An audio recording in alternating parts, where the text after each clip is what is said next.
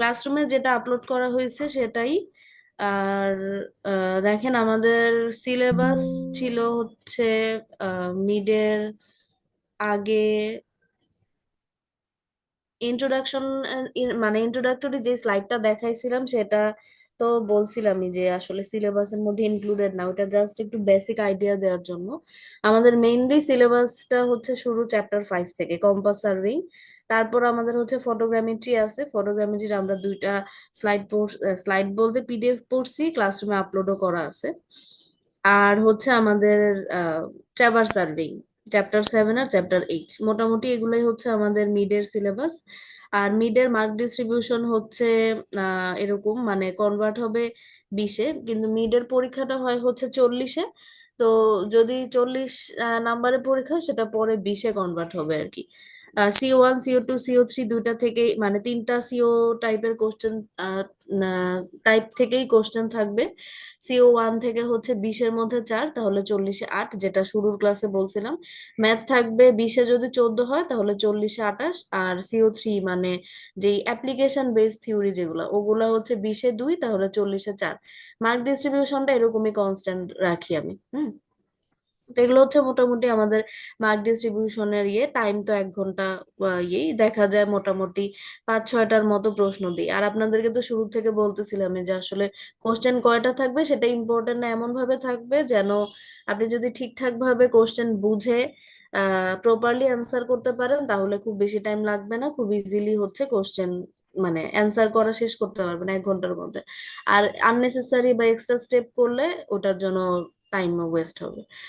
তো কোর্স আউটলাইনের ব্যাপারে তো মনে হয় আপনাদের কোনো কিছু নাই। এখন হচ্ছে কম্পাস সার্ভিং দিয়ে শুরু করে আমাদের চ্যাপ্টার 5-এর যেটা ছিল, চ্যাপ্টার 5টা আসলে মোটামুটি বইটাই ফলো করছি আমি।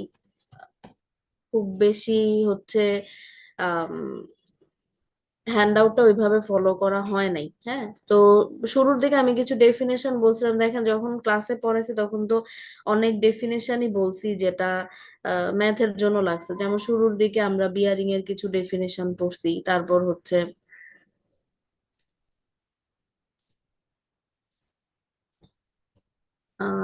বিয়ারিং এর,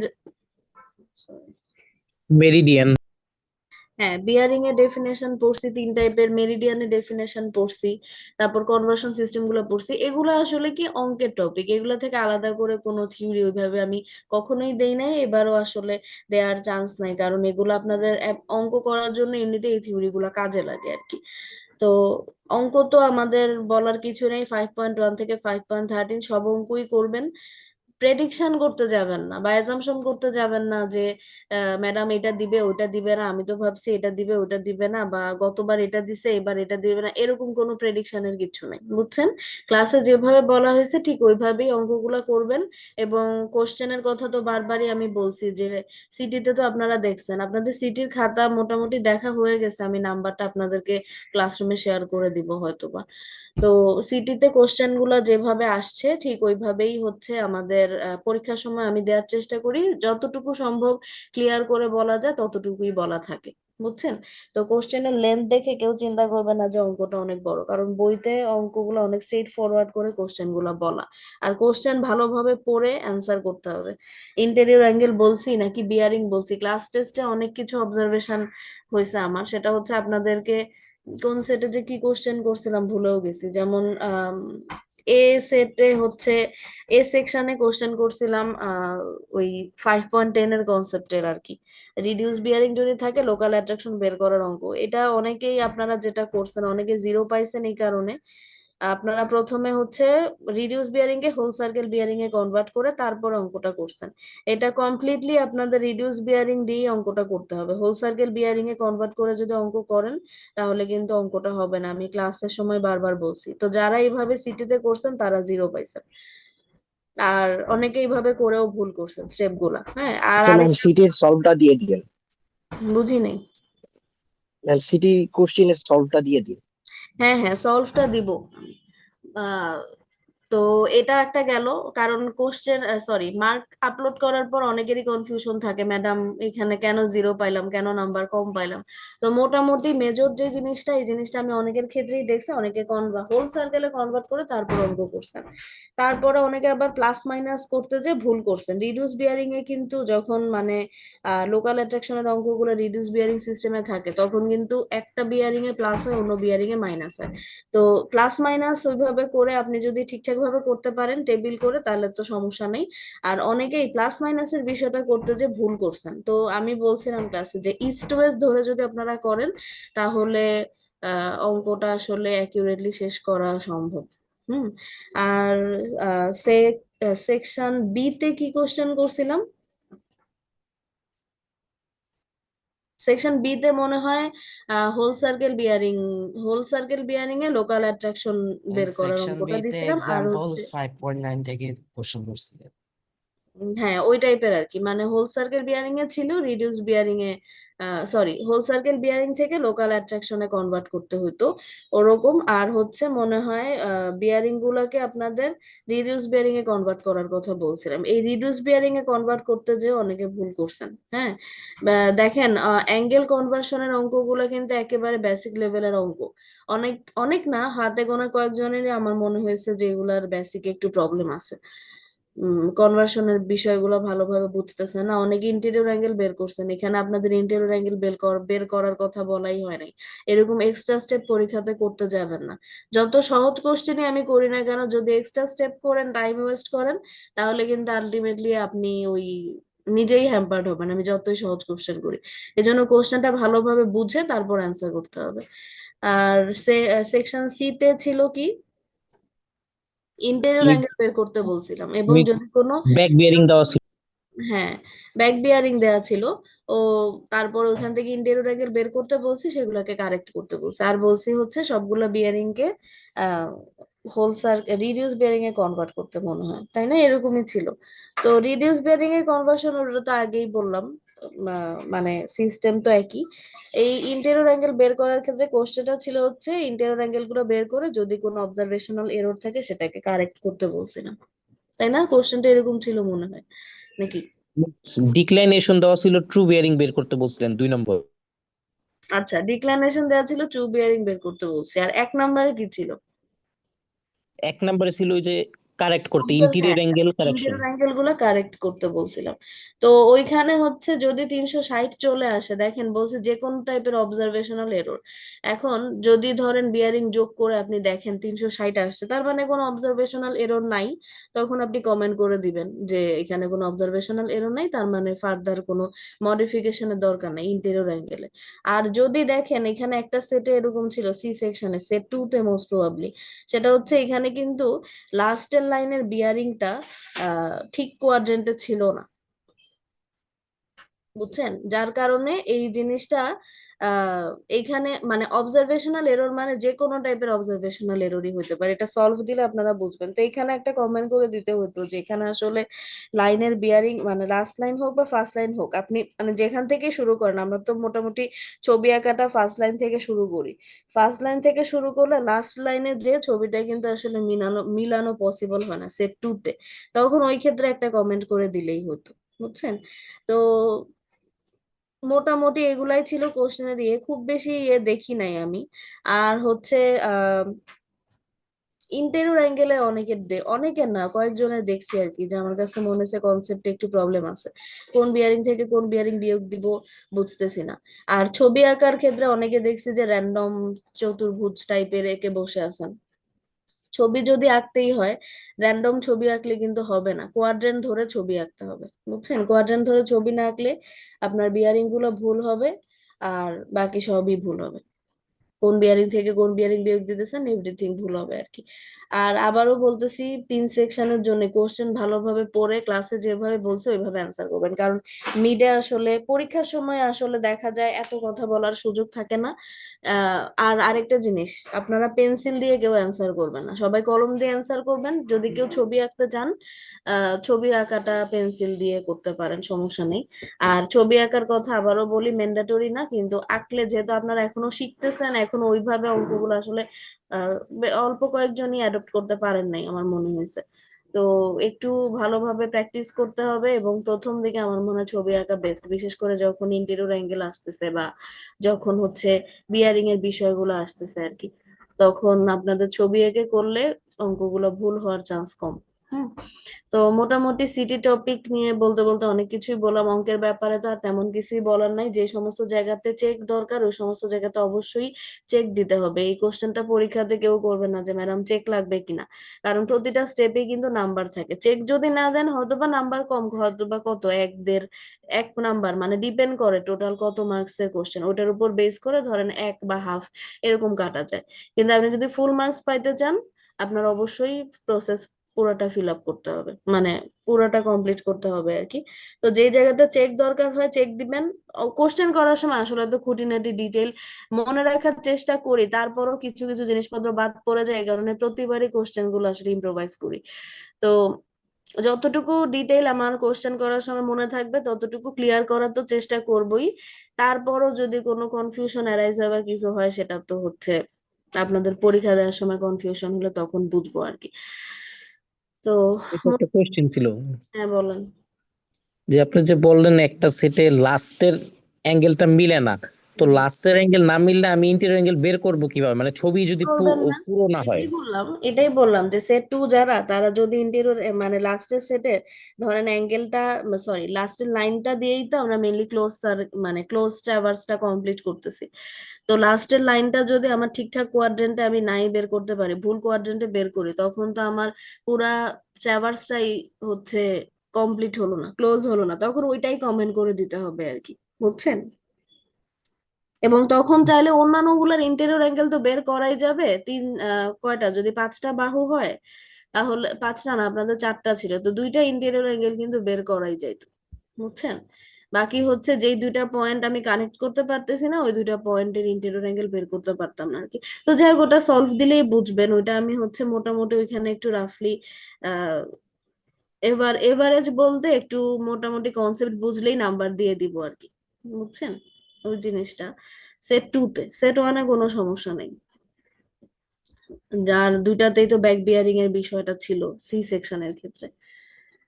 তো এখন আসি আমাদের টপিক রিভিউতে। দেখেন চ্যাপ্টার 5-এ আমাদের এক্সাম্পল 5.1 থেকে 13 অঙ্ক। এখন থিওরিতে আসি, থিওরিতে মেনলি হচ্ছে আমাদের কোশ্চেন গুলা দেখা যায় টপিক ওয়াইজ। যদি আমি বলি ট্রু বিয়ারিং এর, সরি ট্রু বিয়ারিং বলতেছি, ম্যাগনেটিক ডিক্লিনেশনের পার্ট থেকে কোশ্চেন দেই, যে এই যে ডেফিনেশন গুলো আমরা পড়ছি বা ছবিটা পড়ছি বা ডিক্লিনেশন কেন হয়, চারটা ভ্যারিয়েশনের কারণ, মোটামুটি টপিক গুলা এখান থেকেই ঘোরাফেরা করে আর কি, বুঝছেন? এখন বিভিন্ন ভাবে আসতে পারে, আপনি যদি ফুল টপিকটা ঠিকঠাক ভাবে পড়েন তাহলে যে কোনো কোশ্চেনের অ্যান্সারই আপনি করতে পারবেন। হুম। এটা হচ্ছে আমাদের ম্যাগনেটিক ডিক্লাইনেশনের টপিক কম্পাস থেকে। এরপর হচ্ছে লোকাল অ্যাট্রাকশন। তো লোকাল অ্যাট্রাকশনের তো ডেফিনেশন আর লোকাল অ্যাট্রাকশন ডিটেকশনের উপায়, এই দুইটা ছাড়া আর তেমন কোনো থিওরি আমরা লোকাল অ্যাট্রাকশনের টপিক থেকে পড়ি নাই। আর অঙ্ক যেগুলো করছি সেগুলো হচ্ছে লোকাল অ্যাট্রাকশন এলিমিনেশনের মেথড গুলো আর কি, যে first method, second method, special case, ওগুলো আসলে পরীক্ষাতে দেওয়ার মতো ইয়ে না, যে এগুলো আসলে অঙ্কতেই আমরা স্টেপ বাই স্টেপ ফলো করি। তারপরও অঙ্ক বোঝার জন্য যে আমরা 5.9, 10 বা 5.13, 9 থেকে 13 অঙ্কগুলো কোন মেথডে করতেছি ওটা বোঝার জন্য এই এলিমিনেশন অফ লোকাল অ্যাট্রাকশনের তিনটা মেথড দেখতে পারেন, কিন্তু থিওরি হিসেবে আসলে আসার মতো টপিক না। লোকাল অ্যাট্রাকশনের টপিক থেকে জাস্ট লোকাল অ্যাট্রাকশন কেন হয়, কি কি টাইপের স্ট্রাকচারের কারণে হয়, কিভাবে ডিটেক্ট করতে পারি, বা হচ্ছে মোটামুটি কনসেপ্ট আর কি বুঝে রাখা থিওরির জন্য। কারণ আপনারা মেইনলি স্ট্রাগল ফেস করবেন হচ্ছে থিওরিতে, C1-এ, যে কোন থিওরি বাদ রেখে কোন থিওরি পড়বো, অনেক থিওরি মনে হবে। থিওরি কিন্তু একেবারেই মিনিমালিস্টিক করে দিছি আমি, কারণ এতটুকু থিওরি না পড়লে আসলে সার্ভেইং এর আপনি মেইন কনসেপ্টটা পড়তেই পারবেন না। কারণ আপনারা দেখা যায় কি আরো পরের দিকে টপিক গুলো যখন আমরা পড়বো, না দেখা যায় আপনাদের যখন 106-এ তো ভাইবা হয়, মানে প্র্যাকটিক্যাল সার্ভেইং, তখন আপনারা প্রসেসটা মনে রাখতে পারেন, কিন্তু প্রসেসের নাম যে কি, এটা যে কি টপিক থেকে আমরা করতেছি বা আসলে ফিল্ড ওয়ার্কটার নাম কি, এটাই আপনারা বলতে পারেন না। এটার একটা মাত্র কারণ হচ্ছে থিওরি না পড়ার কারণে। হুম। তো থিওরি গুলা দেখবেন, আর অঙ্কের সাথে রিলেটেড থিওরি কারো যদি কোনো থিওরিতে মনে হয় সমস্যা আছে, ওটা তো নিজে দায়িত্বে পড়ে নেবেন। কিন্তু যা যা থিওরি আমি বললাম সেগুলো হচ্ছে আপনাদের ডিরেক্ট থিওরি হিসেবে আসার মতো টপিক আর কি। তো মোটামুটি এগুলা 5.9 1 থেকে 13 পর্যন্ত। তারপর হচ্ছে আমাদের চাবার সার্ভিং।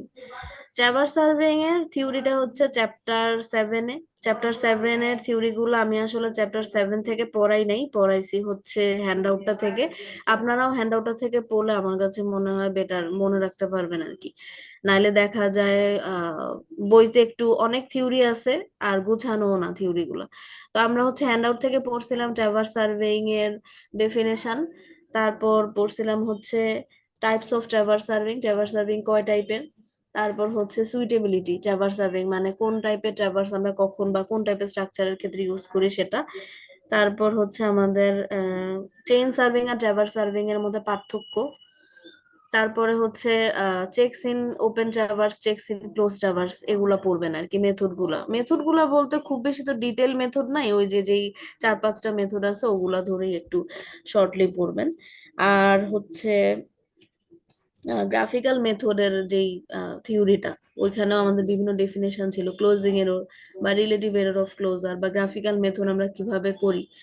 আহ, এই থিওরি গুলো মোটামুটি ট্রাভার্স সার্ভিং থেকে পড়বেন। আর অঙ্কর জন্য যেগুলো L cos theta L sine theta, ওগুলো তো থিওরি না, ওগুলো জাস্ট অঙ্কের জন্য আর কি। আর গ্রাফিক্যাল মেথডের একটা অঙ্ক আমি আপনাদেরকে করাই দিছিলাম, এটা বলছি যে হ্যান্ড আউটেও নাই, বইতেও নাই। আচ্ছা, 1 মিনিট।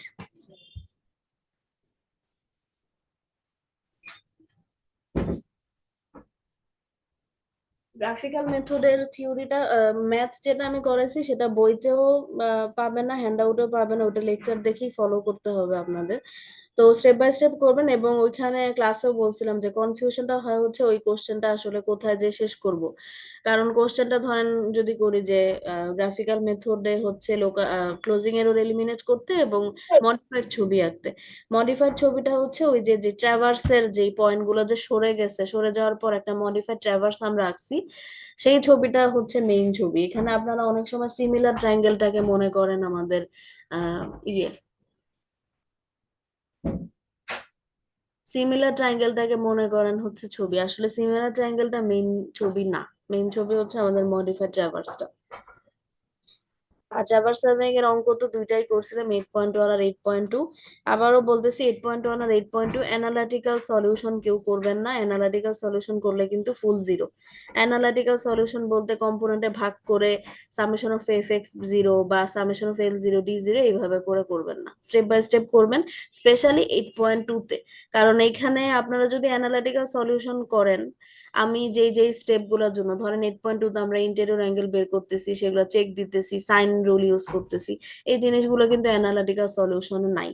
তো এই জন্য দেখা যায় কি আমাদের কোশ্চেনে কিন্তু নাম্বার দেওয়ার সুযোগ থাকে না, এই জন্য কেউই অ্যানালিটিক্যাল সলিউশন করবেন না। আর 8.2 তে একটা চেক আছে, চেক দিতে হবে। 8.1 এর জন্য কোনো ছবি আঁকার দরকার পড়ে না, ট্রাভার্সে ছবি আঁকা ছাড়াই আমরা অঙ্ক করতে পারি।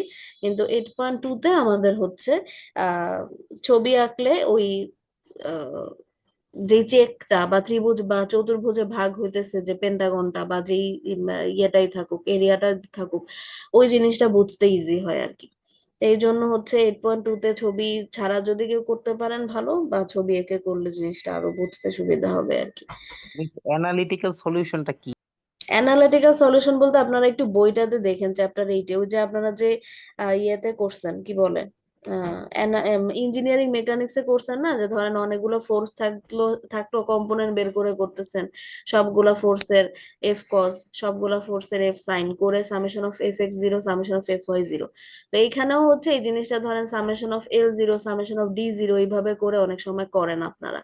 তো এই জিনিসটা করবেন না আর কি। মানে মোট কথা 8.1 আর 8.2 আমি যেভাবে আপনাদেরকে ক্লাসে করাইছি বা বইতে করা আছে, ঠিক ওই মেথডটাই ফলো করবেন, আর অন্য কোনো মেথডে এই দুটা অঙ্ক করতে যাবেন না, বুঝছেন? তো ট্রাভার্স থেকে 3টা অঙ্ক এইট পয়েন্ট ম্যাম একটা ম্যাম গ্রাফিক্যাল মেথডে তো একটা ম্যাথই করাইছেন, তো ওই ওই একটা ম্যাথই কি মানে এই যে প্রবলেম ধরেন 5.b ওইটা কি এভাবেই করা হবে? বুঝি নাই, গ্রাফিক্যাল মেথডের কথা কি বলছেন? ম্যাম ওই গ্রাফিক্যাল মেথডে তো ক্লাস একটা নিছিলেন, ওখানে তো মানে একটাই মানে ম্যাথ করাইছিলেন।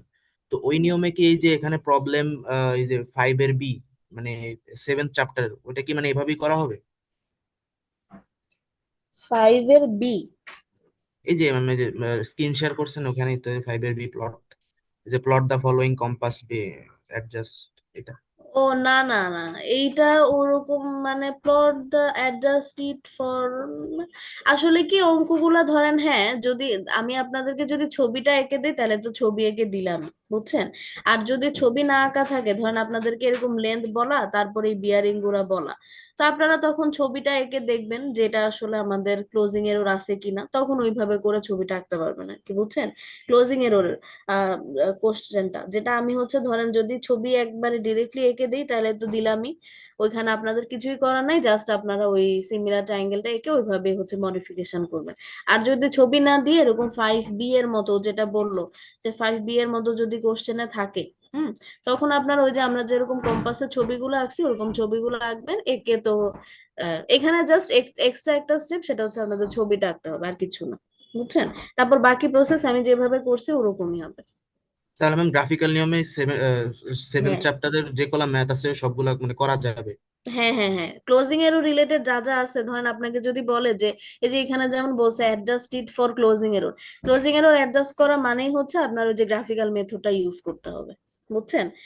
আর ওইখানে তো মেথডের নাম উল্লেখ করাই থাকবে, কারণ আমরা একটাই মেথড শিখছি, সেটা হচ্ছে আমাদের গ্রাফিক্যাল মেথড, আর ম্যাম এই বুঝছেন। যে ওমিটেড মেজারমেন্ট মানে এখানে 8.1 আর 8.2 করাইছিলেন কালকে, হুম তো হুম হুম। ওগুলাই ওই দুই নিয়মই, আর এর বাইরে আর কোনো কিছু মানে কোনো এর ম্যাথ? বাইরে আপাতত মিডের আগে আমি পড়াই নাই, তো ওই দুই নিয়মের মধ্যেই দেখবেন আর কি, বুঝছেন। মিডের পরে আমার ইচ্ছা আছে আর একটা অঙ্ক করানোর মেথডের, সেটা মিডের পরে, কিন্তু মিড পর্যন্ত আপনাদের এই চ্যাপ্টার 8 থেকে বা ট্রাভার্স সার্ভিং থেকে হচ্ছে 8.1 8.2 আর গ্রাফিক্যাল মেথডের যে কনসেপ্টটা, ওই অঙ্কগুলো ভালোভাবে করবে, বুঝছেন। আচ্ছা, গ্রাফিক্যাল মেথডের পরে এখন আমরা ফটোগ্রামেট্রিতে আসি। ফটোগ্রামেট্রির দুইটা পিডিএফ ছিল, আচ্ছা কেউ কি আনমিউট করা, মিউট করে ফেলেন। পয়েন্ট দেখেন, টু এর চেকটা কি ছিল? বুঝি নাই। 8.2 তে যে চেকের কথা বললেন, একটা চেক আছে। 8.2 তে চেকের বিষয়টা হচ্ছে ওই যে আমরা যে তিনটা ইন্টেরিয়র অ্যাঙ্গেল বের করে সেইটাকে যোগ দিই, এই যে দেখেন আলফা বিটা গামা, এটা হচ্ছে 8.2 চেক, এই চেকটা দিতে হবে। এই চেকে অনেকে যেটা ভুল করেন সেটা হচ্ছে এখানে কনসেপ্টটা হচ্ছে তিনটা অ্যাঙ্গেল বের করে যোগ দিলে যদি 180 ডিগ্রি আসে, তার মানে আপনার যেই লাইনটা আপনি বের করতেছেন বা যেটা বিয়ারিং বের করছেন এখানে দিয়ে লাইন, সেটা ঠিক আছে। এখন অনেকে কি করেন, তিনটা অ্যাঙ্গেলের জায়গায় দুইটা অ্যাঙ্গেল বের করে 180 থেকে বিয়োগ দিয়ে ওটাকে বলেন চেক, ওটা কিন্তু চেক না। এখানে আমরা চেক দিতেছি ত্রিভুজের তিনটা অ্যাঙ্গেলের সমষ্টি 180 কিনা, তো এটার কথাই বলছি যে এই চেকটা দিতে হবে। আর দশমিকের পরে 2 ঘর রাখবেন, বুঝছেন। আর যদি যে কোনো অঙ্কের ক্ষেত্রে ট্রাভার্স হোক বা কম্পাস হোক, যদি ডিগ্রি মিনিট সেকেন্ড এরকম আসে, মিনিট সেকেন্ডকে ভুলেও ডিগ্রিতে কনভার্ট করতে যাবে না, তখন কিন্তু দেখবেন যে চেক গুলাতে যে মিলবে না, কোশ্চেনে যেভাবে থাকবে বিয়ারিং গুলা ঠিক ওইভাবেই আপনারা অ্যান্সার করবেন। অনেকে আপনারা কি করেন, সেকেন্ডের পার্টটুক বাদ দিয়ে অঙ্ক করেন, যারে সেকেন্ডটা তো কম বাদ দিয়ে দিই, এরকম বাদ দিবেন না, বুঝছেন। একেবারে কোশ্চেনে যা আছে ঠিক ওইভাবে ওই ভ্যালু ধরেই অ্যান্সার করবেন আর কি। আর ইউনিট দিবেন, ল্যাটিটিউড ডিপারচারে আপনারা ইউনিট দেন না, ইউনিটের জন্য কিন্তু নাম্বার কাটা যায়, দেখা যায় যে বইতে ইউনিট নাই আপনারা ইউনিট দেন না, বইতে তো আসলে অনেক স্ট্রেট ফরওয়ার্ড করে করে ল্যাটিটিউডে, যে এখানে আসলে ইউনিটটা কিসে হওয়া উচিত, মিটারে, ডিপারচার হচ্ছে কিসে, মিটারে, হুম, এটাও হচ্ছে মিটার, এটাও হচ্ছে মিটার, ইউনিট গুলো দিবেন, বুঝছেন, যে কোনো ল্যাটিটিউড ডিপারচারে। প্রতিটাতেই কি দিব? প্রতিটাতে না, আপনি যদি এই যে টেবিলের উপরে যদি মিটার বলে দেন তার মানে সবগুলাই মিটারে আছে, ডিপারচারেও এরকম তাই, তারপর নিচে এখানে যে মিটার লিখবেন, এখানে যে মিটার লিখবেন, বুঝছেন। তারপর এই যে যখন অ্যাডজাস্ট করতেছেন এখানে তো আলটিমেটলি মিটার আছেই, বুঝছেন। এই ইউনিট গুলো আপনারা দেখা যায় মিস করে যান, এই যে এখানেও যেমন ইউনিট নাই, বুঝছেন, যেই জায়গাতে ইউনিট আছে ওই জায়গাতে ইউনিট লিখতে হবে। ম্যাম এই যে p/√/p² + k, ওটা কি, এটাই কি অ্যানালিটিক্যাল সলিউশন? এটাই কি লিখতে না বলছেন? না, এটা অন্য মেথডের, বুঝছেন, এটা হচ্ছে ডিফারেন্ট কেস আছে, তো এটা অন্য এই যে কেসে হবে। অ্যানালিটিক্যাল সলিউশন লেখা হচ্ছে। অ্যানালিটিক্যাল সলিউশন এই যে দেখেন, দেখছেন, অ্যানালিটিক্যাল সলিউশন হচ্ছে এগুলো। এখানে আমরা কোনো মানে কম্পাসের কোনো কনসেপ্টই ইউজ করি না। এখানে শুধুমাত্র আমরা এই যে দেখেন L cos theta L sine theta ছাড়া আর ত্রিকোণমিতিক কিছু ফর্মুলা ছাড়া আর কিচ্ছু এখানে নেই। হুম, এগুলো করবেন না আর কি। মানে আপনারা এত অ্যানালিটিক্যাল সলিউশন বুঝতে যায় না। 8.1 আর 8.2 এক্সাম্পলে যেভাবে করা আছে ঠিক ওই মেথড ফলো করেই করবেন, বুঝছেন? আর কোনো কনফিউশন আছে ট্রাভার্সে? নাই মনে হয়। এখন ফটোগ্রামেট্রিতে যাই। ফটোগ্রামেট্রিতে আমাদের প্রথমেই হচ্ছে ডেফিনেশন। ফটোগ্রামেট্রির দুইটা পিডিএফ আছে, একটা হচ্ছে থিওরির, একটা হচ্ছে ম্যাথের। থিওরির পিডিএফটা থেকে থিওরি পড়বেন, ম্যাথের পিডিএফটা থেকে শুধুমাত্র ম্যাথ করবেন, কারণ ম্যাথের পিডিএফ অনেক থিওরি আছে, সেগুলা পড়ার দরকার নাই। তো ফটোগ্রামেট্রিতে আমাদের হচ্ছে এখানে কি ডেফিনেশনটা পড়তে হবে। ডেফিনেশন ওই তো আগের মতোই, মেইনলি হচ্ছে মেইন কনসেপ্টটা বুঝে কিওয়ার্ড গুলা ঠিক রেখে যেভাবে হোক আপনি সাজায় লিখতে পারেন, অসুবিধা নাই। তারপর হচ্ছে ফটোগ্রামেট্রির রিকোয়ারমেন্ট গুলো হচ্ছে এগুলো আর কি, যে ফটোগ্রামেট্রির জন্য আমাদের কি কি স্টেপ ফলো করা লাগে। এই যে এগুলো হচ্ছে বেসিক্যালি স্টেপস যেগুলো আমরা ফলো করি ফটোগ্রামেট্রিতে, ওগুলো। এরপর হচ্ছে ফিল্ড অ্যাপ্লিকেশন, ইম্পর্টেন্স, এগুলা মোটামুটি সিমিলার। আপনি যদি ফিল্ড অ্যাপ্লিকেশন ঠিকঠাক ভাবে পড়েন তাহলে ইম্পর্টেন্সটাও লিখতে পারবেন। তো ফিল্ড অ্যাপ্লিকেশনটা মোটামুটি বুঝে লিখবেন। দেখা যায় আমি 5-6টার মতো আহ এখানে কয়টা পয়েন্ট আছে, টোটাল 6টা পয়েন্ট আছে, তো 6টা পয়েন্ট আপনারা বুঝে ওইভাবে লিখবেন আর কি। অ্যাপ্লিকেশন গুলো আমি যেভাবে ক্লাসে বুঝাইছিলাম ওরকম ভাবে বুঝে লিখবেন। খুব বেশি শর্টও না, খুব বেশি ইলাবোরেটও না, বুঝছেন? মোটামুটি একটা পয়েন্ট দেখলে যতটুকু সম্ভব বোঝা যায় ততটুকু লিখবেন, এটা আপনারা বুঝবেন আমি জানি। তারপর হচ্ছে ফটোগ্রামেট্রির অ্যাডভান্টেজ ডিসঅ্যাডভান্টেজ পড়বেন, যেভাবে আছে এখানে পয়েন্টগুলো খুব সুন্দর করে আছে ওইভাবেই পড়বেন। টাইপস এর মধ্যে যদি আপনাদেরকে বলা হয় explain different types of photogrammetry with ফিগারের কিছু নাই, explain different types of photogrammetry, তখন কিন্তু আপনার কোশ্চেনটা একটু ব্রড করে লিখতে হবে। সেটা হচ্ছে প্রথমে দুইটা মেইন ক্লাসিফিকেশন, একটা হচ্ছে টেরিস্ট্রিয়াল, একটা হচ্ছে এরিয়াল। টেরিস্ট্রিয়াল ফটোগ্রামেট্রির কোনো ক্লাসিফিকেশন নাই, এরিয়াল ফটোগ্রামেট্রির ক্লাসিফিকেশন আছে। একটা হচ্ছে ভার্টিক্যাল, একটা হচ্ছে অবলিক। ভার্টিক্যাল ফটোগ্রাফের আবার দুইটা আছে, একটা হচ্ছে হাই অবলিক, একটা হচ্ছে লো অবলিক। হুম, তো যদি আপনাকে বলা হয় যে explain different types of photogrammetry, তখন কিন্তু আপনার অ্যান্সারটা শেষ হবে হাই অবলিকে এসে, বুঝছেন? মানে এক্সটেন্টটা বুঝবেন যে আসলে কি চাওয়া হয়েছে। যদি বলা হয় যে explain different types of aerial photograph, তখন আর টেরিস্ট্রিয়ালের দরকার নেই, আপনি এরিয়াল ফটোগ্রাফের ডেফিনেশন বা শর্ট নোট থেকে শুরু করে ওর যা যা কিছু আছে সেগুলো পড়বেন। মানে মোট কথা এই টপিক থেকে পুরাটাই পড়বেন, বিভিন্ন টাইপ কোশ্চেনে যেভাবে আসুক আসবে। হুম, কিন্তু আপনাদের বুঝে অ্যান্সার করতে হবে যে কোন পার্টটুকু আসলে কোশ্চেনে চাওয়া হয়েছে, ওই বেসিস আর কি। তারপর আর তো তেমন কিছু ফটোগ্রামেট্রি থেকে নাই, এগুলো হচ্ছে ফটো এরিয়াল ক্যামেরার কিছু স্পেসিফিকেশন আর কি, এগুলো পড়তে পারেন 4টা। হুম, এই টপিকটা আসলে ছোটই। এখন আসি ম্যাথের স্লাইডে আমাদের দুইটা ম্যাথ মনে হয় করছিলাম।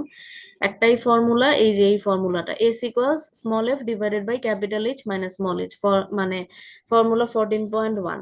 এখানে এস হচ্ছে স্কেল, এফ হচ্ছে ক্যামেরার ফোকাল লেন্থ, ক্যাপিটাল এইচ হচ্ছে ফ্লাইং হাইট, মানে যেই হাইট থেকে আমরা ছবি তুলছি। এই ইকুয়েশনটা আমাদের কাজে লাগতেছে হচ্ছে এরিয়াল ফটোগ্রামেট্রির ক্ষেত্রে, কারণ এরিয়াল ফটোগ্রামেট্রিতে আমরা গ্রাউন্ড সারফেস থেকে একটা সার্টেন হাইটে উপরে উঠে এরিয়াল ভেহিকেল বা এরোপ্লেনের মাধ্যমে ক্যামেরাটাকে সেট আপ করে তারপর ছবি তুলি, যার কারণে আমরা অনেক উপর থেকে ছবি ক্যাপচার করার জন্য যে কোনো ছবিতেই আসলে আমাদের কি হয়, স্কেল ডাউন হয়ে যায়, কারণ অনেক বড় এরিয়াকে ছোট একটা ফিল্মের মধ্যে বা ছোট একটা উইন্ডোর মধ্যে ক্যাপচার করি আমরা। তো এই জন্য আমাদের মেইনলি এই ইকুয়েশনটা এরিয়াল ফটোগ্রামেট্রির ক্ষেত্রেই অ্যাপ্লিকেবল শুধুমাত্র। তো এস হচ্ছে স্কেল, যে স্কেলে একটা অবজেক্ট স্কেল ডাউন হইতেছে সেটা। আর স্মল এফ হচ্ছে আমাদের focal length of the camera, capital H হচ্ছে ফ্লাইং হাইট, মানে একটা ডেটাম থেকে যতটুকু উপরে এরিয়াল ভেহিকেলটা আছে সেটার ভার্টিক্যাল ডিস্টেন্স।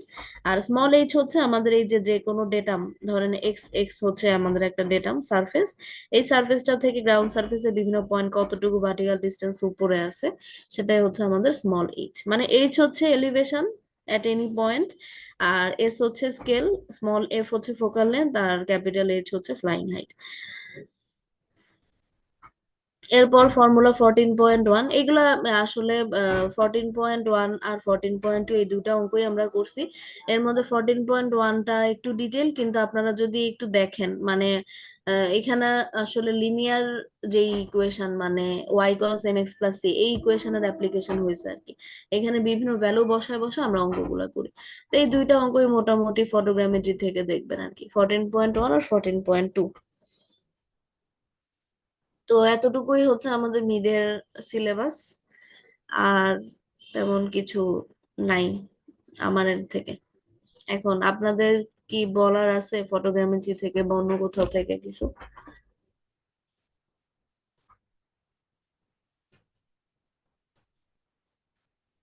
ম্যাম থিওরি কয় মার্কের? জানি না, থিওরি কয়টা আসবে জানি না এখনো, কোশ্চেন কয়টা আসবে সেটাও জানি না, কারণ কোশ্চেনও করি নাই। আর এতটুকু আপনাদেরকে এনশিওর করতে পারি যে যা কোশ্চেন আসবে আপনি যদি ঠিকঠাক ভাবে প্রিপারেশন নেন 1 ঘন্টা মোর দেন এনাফ, বুঝছেন? আহ সব টপিক থেকেই কোশ্চেন আসবে, এতটুকু শিওর থাকেন। আর থিওরি গুলো কিন্তু আপনারা দেখেন মিডে হচ্ছে 20-এ 4, তো 20-এ 4 মানে 40-এ 8, 8 মার্কসের থিওরি আসবে। তো থিওরি গুলো লেন্থ কিন্তু খুব বেশি বড় না। হুম, দেখা যায় অনেকে পেজের পর পেজ লিখেন, ভুল হয়, তখন নাম্বার কাটা যায় আর কি। অন পয়েন্ট লিখবেন। আর কোনো কোশ্চেন?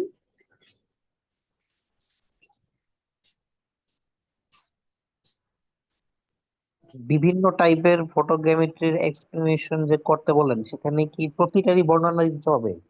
বর্ণনা বলতে কি একেবারে যতটুকু মানে যেই জিনিসগুলো একেবারে ইম্পর্টেন্ট কোন একটা টাইপে থাকা উচিত ওই ইম্পর্টেন্ট পয়েন্ট গুলো দিবেন আর কি, 2-3টা। যদি সবগুলোর এক্সপ্লেনেশন ওরকম ভাবে আসে, কি পয়েন্ট আছে না কিছু কি পয়েন্ট দুইটার মতো লিখলেই হবে, 2-3টার বেশি কি পয়েন্ট নাইও।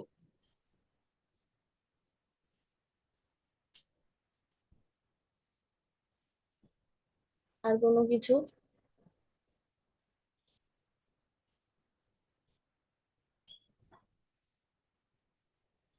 আচ্ছা, মনে হয় না ঠিকঠাক মতো পড়াশোনা করেন, ভালোভাবে প্রিপারেশন নিয়ে যেভাবে বলছি ক্লাসে ঠিক ওইভাবেই অ্যান্সার করবেন।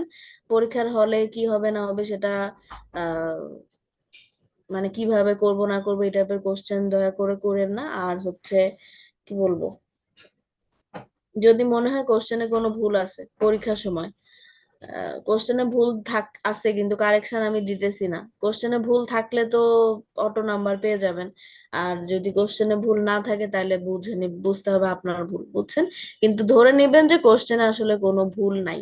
কারণ ক্লাস টেস্টেই দেখা যায় যে ক্লাস টেস্টে একটা সেটের কথা যে বললাম এই টাইপের জিনিসপত্রগুলো আসলে দেখা যায় ক্লাস টেস্টেই অনেক সময় হয়, কিন্তু মিড এরকম টাইপের আনপ্রেডিক্টেবল কিছু আসলে দেয়া হয় না, কারণ মিডে এমনিতেই সময় কম থাকে, বুঝছেন?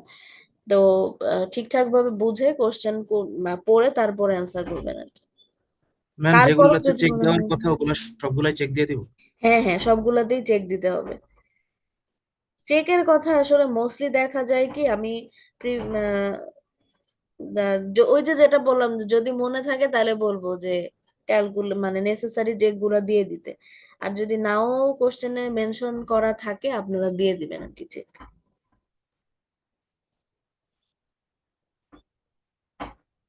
ম্যাম সিটির মার্ক গুলা? সেটা তো বললাম সিটির মার্কস আমি দিয়ে দিব, এটার জন্য আমাকে আবার মেইল টেল করা শুরু করেন না।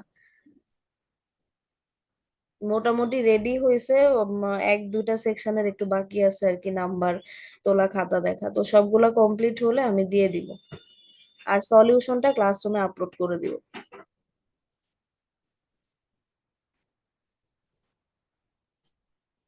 আর কোনো কোশ্চেন?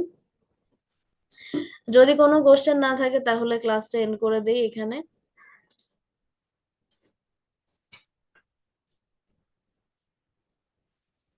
ওকে মিস। ঠিক আছে, তাহলে ঈদের আগে তো মনে হয় মানে আপনাদের সাথে একেবারে পরীক্ষার সময় দেখা হবে। তো ঈদ মোবারক সবাইকে, থ্যাংক ইউ। ঈদ ঈদ মোবারক ম্যাম। মোবারক। দোয়া করবেন আমার জন্য, আর ভালো মতো পড়াশোনা করেন, অনেকদিন বন্ধ ইনশাআল্লাহ মিস। পাইছেন। পড়াশোনা কি দোয়া করেন করতেছেন ম্যাম। নাকি না? ম্যাম রমজান মাস তো ওভাবে হচ্ছে না। হুম, রোজার সময় আসলে ওইভাবে অল্প অল্প করেই রেকর্ডেড থাকে। ক্লাস দেখেন দেখি আপনাদের আর স্যার ম্যাম নোট রুটিন করি পেয়ে এই। গেছেন না, কোন দিন কোন পরীক্ষা?